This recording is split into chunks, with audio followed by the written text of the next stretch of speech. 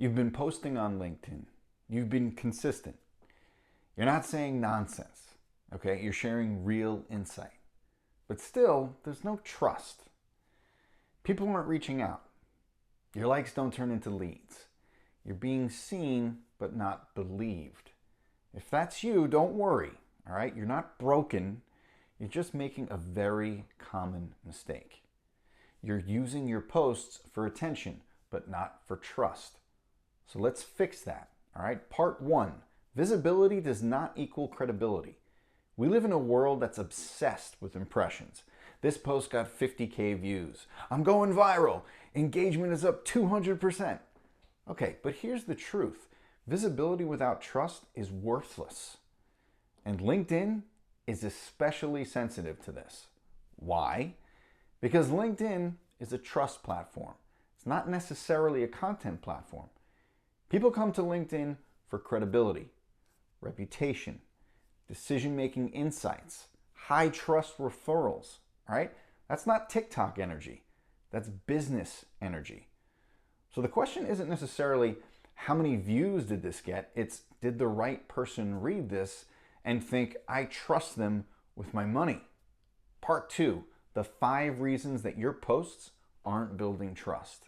All right, let's go through the real reasons why good founders post, but they still feel invisible.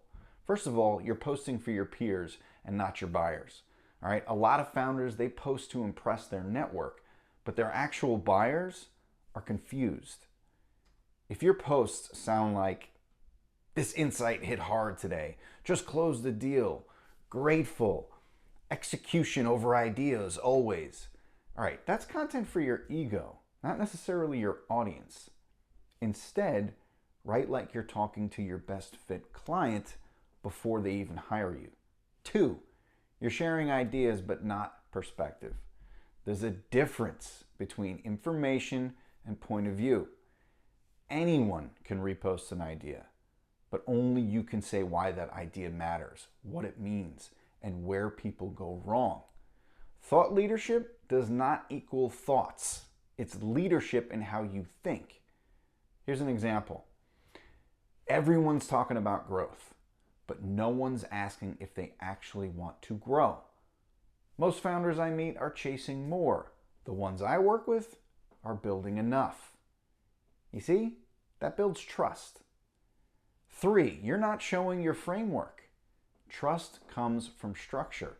And if people can't see how you think, they can't follow you. All right? Every post should hint at how your mind works. A 3-part framework, a before and after, a clear reframe, a client pattern that you've seen 10 times over and over. Don't just say what happened. Show how you understand it. 4, you're afraid to be specific.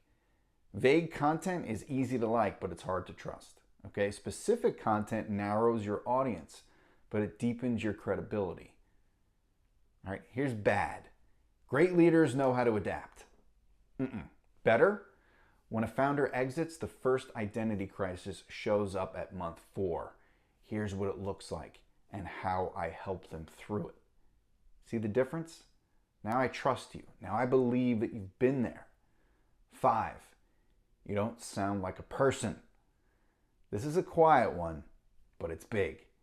If your posts sound like you're writing a newsletter to 10,000 people, instead of a note to one human, it's going to break trust.